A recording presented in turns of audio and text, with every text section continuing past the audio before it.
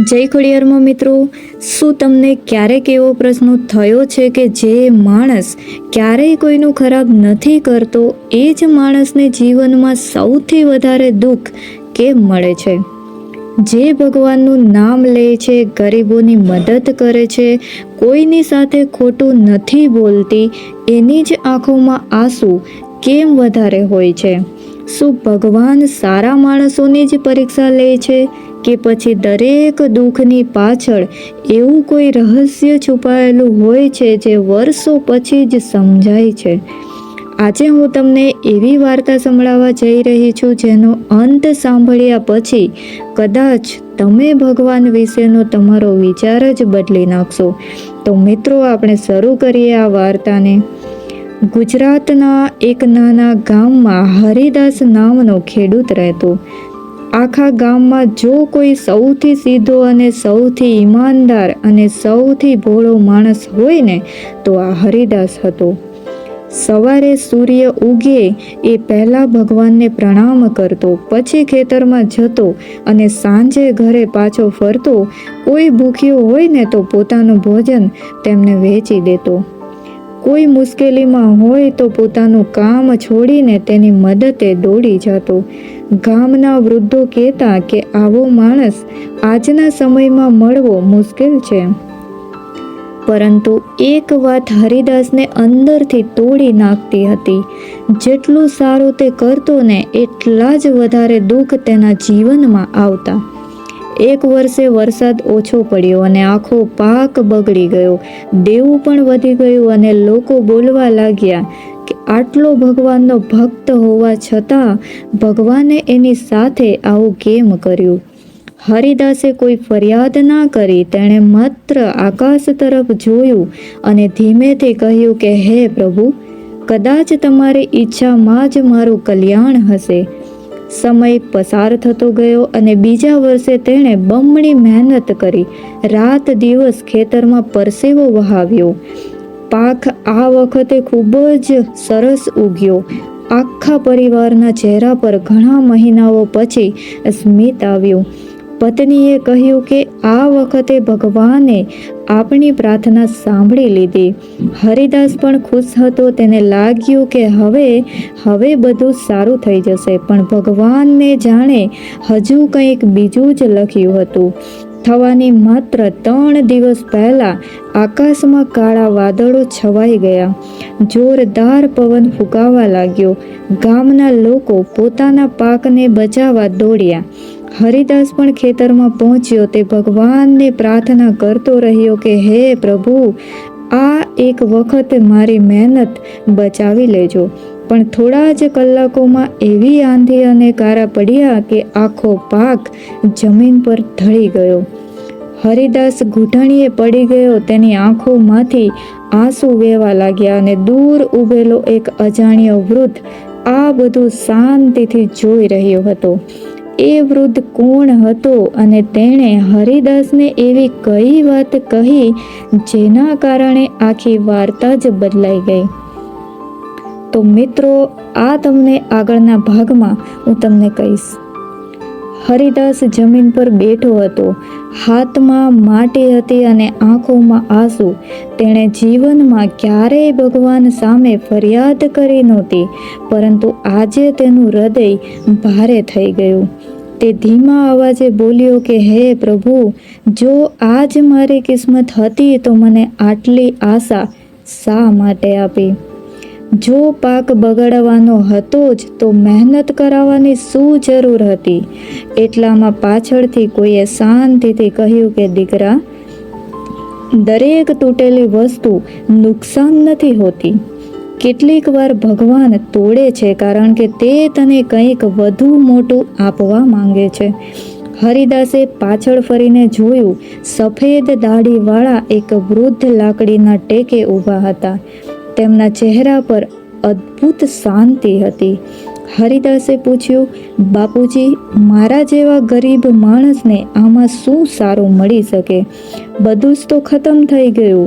વૃદ્ધ માત્ર સ્મિત કર્યા. તેઓ બોલ્યા કે આજે જે દેખાય છે ને એ જ આખું સત્ય નથી. જીવનનું એક પાનું જોઈને આખી વાર્તાનો નિર્ણય ના કરાય.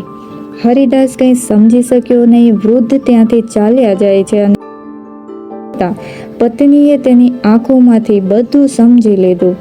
ઘરમાં અનાજ ઓછું હતું, દેવું માથા પર હતું અને હવે પાક પણ નહોતો રહ્યો. છતાં પત્નીએ માત્ર એટલું જ કહ્યું કે ભગવાને આજ સુધી આપણને ભૂખ્યા સુવડાવ્યા નથી અને આ વખતે પણ કોઈને કોઈ રસ્તો જરૂર કાઢશે. બીજા દિવસે સવારમાં આખા ગામમાં એક સમાચાર આવ્યા. આગની જેમ ફેલાઈ ગયા હતા આ સમાચાર અને પાસેના જિલ્લામાં ભયંકર જીવાતનો હુમલો થયો. જે ખેતરોમાં પાક સંપૂર્ણ તૈયાર હતો ને ત્યાં એક જ રાતમાં બધું બરબાદ થઈ ગયું. ખેડૂતોને લાખો રૂપિયાનું નુકસાન થયું અને હરિદાસ પણ આ સમાચાર સાંભળતો હતો. તેના મનમાં એક જ વિચાર આવ્યો કે જો મારા ખેતરમાં આંધી ના આવી હોત તો કદાચ આજે જીવાત બધું ખાઈ ગયા હોત. પણ આ તો માત્ર શરૂઆત હતી, કારણ કે ભગવાને હરિદાસ માટે જે સાચવ્યું હતું ને તેની કલ્પના આખા ગામમાં કોઈએ પણ નહોતી કરી. હરિદાસને હવે સમજાવા લાગ્યું કે દરેક દુઃખ પાછળ કદાચ કોઈ કારણ હોય છે. છતાં પણ તેના મનમાં એક પ્રશ્ન વારંવાર ઉઠતો હતો કે જો ભગવાન મારી સાથે છે તો પછી આટલી કસોટીઓ કેમ?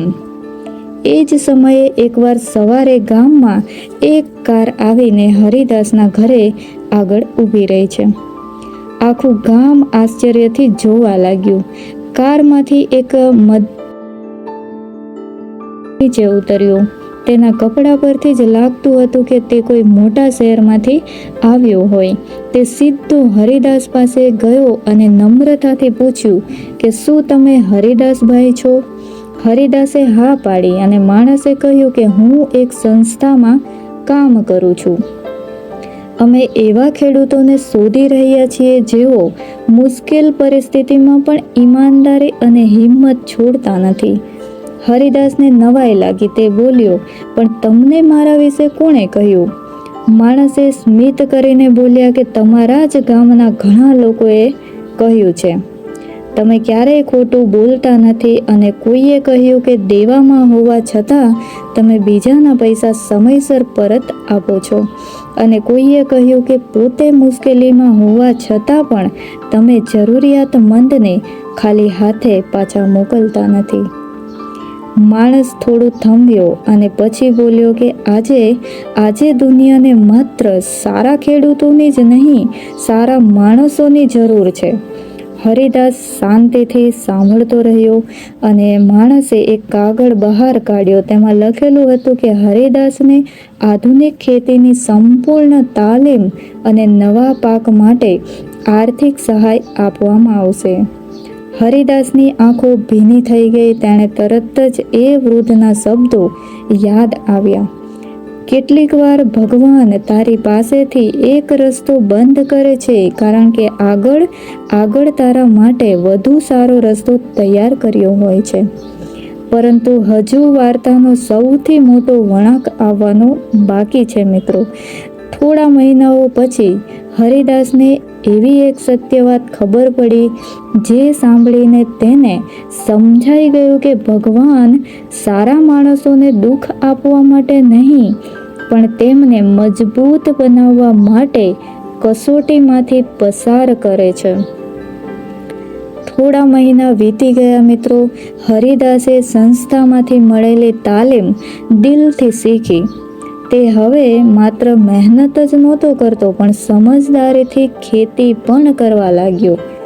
જમીનની તપાસ કરાવી, પાણી બચાવવાની નવી રીત અપનાવી અને ઓછા ખર્ચે વધુ ઉત્પાદન કેવી રીતે મળે ને તે શીખ્યો. આ વખતે પાક પહેલાં કરતાં પણ વધુ સારું થયું અને દેવું પણ ધીમે ધીમે ચૂકવાઈ ગયું. ઘરમાં સુખ પાછું આવવા લાગ્યું અને એક સાંજે હરિદાસે જ ખેતરની પાળ પર બેઠો હતો જ્યાં ક્યારેક પાક બરબાદ થતાં તે રડ્યો હતો.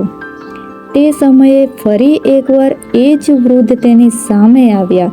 હરિદાસ તરત જ તેમના પગે પડી ગયો અને તે બોલ્યો કે બાપુજી, આજે સમજાયું કે તમે જે કહ્યું હતું ને એ સાચું હતું. જો એ દિવસે મારો પાક બગડ્યો ના હોત તો હું ક્યારેક નવી રીત શીખવા તૈયાર જ ના થયો હોત. જો મને એ દુઃખ ના મળ્યું હોત તો આજે આ સુખ પણ ના મળ્યું હોત. વૃદ્ધ હળવેથી હસ્યા. તેમણે કહ્યું કે દીકરા, ભગવાન સારા માણસોને સજા નથી આપતા. ભગવાન તેમને એવી જવાબદારી માટે તૈયાર કરે છે જે સામાન્ય માણસ ઉઠાવી શકતો નથી. સોનાને ઘરેણું બનતા પહેલાં આગમાં જવું પડે છે અને હીરાને ચમકતા પહેલાં અનેક ઘા સહન કરવા પડે છે. અનેક સારા માણસને મજબૂત બનતા પહેલાં મુશ્કેલ સમયમાંથી પસાર થવું જ પડે છે. અને હરિદાસની આંખોમાં આંસુ હતા, પણ આ વખતે એ દુઃખના નહોતા, એ ભગવાન પ્રત્યેના વિશ્વાસના હતા. તો મિત્રો, જીવનમાં જ્યારે દુઃખ આવે ને ત્યારે તરત એવું ના માનશો કે ભગવાને તમારો સાથ છોડી દીધો છે. કદાચ એ જ દુઃખ તમારા જીવનની સૌથી મોટી ખુશીની તૈયારી કરી રહ્યું હોય છે. ભગવાન પર વિશ્વાસ રાખો મિત્રો, સારા કર્મ કરતા રહો, કારણ કે સમય ભલે મોડો પડે પણ ભગવાનનો ન્યાય ક્યારેય મોડો નથી પડતો. જય માતાજી મિત્રો, જય શ્રી કૃષ્ણ. વિડીયો પસંદ આવે તો વિડીયોને એક લાઈક કરી દેજો અને તમારા ફેમિલી મેમ્બરમાં શેર જરૂરથી કરજો. મળીએ નેક્સ્ટ વિડીયોમાં. Bye bye.